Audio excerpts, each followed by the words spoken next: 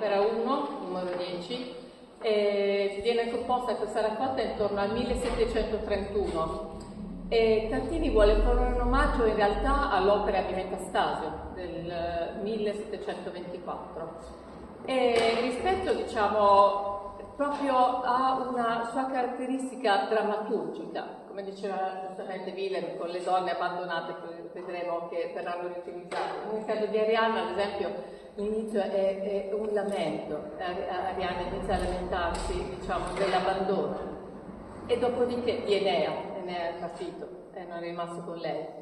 E questo è il primo tempo.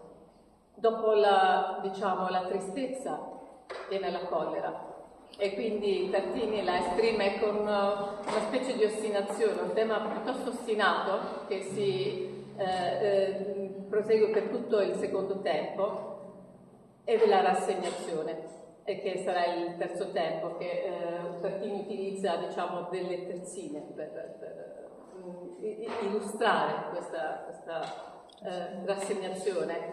Tartini fu un violinista importantissimo, maestro di poi grandi virtuosi come Nardini e a sua volta maestro di Campagnoli, che sarà lo stesso un grande virtuoso dell'Ottocento, che sarà anello di congiunzione fra anche quella che è l'arte dell'improvvisazione. Tartini scrisse degli esempi di improvvisazione grandissimi.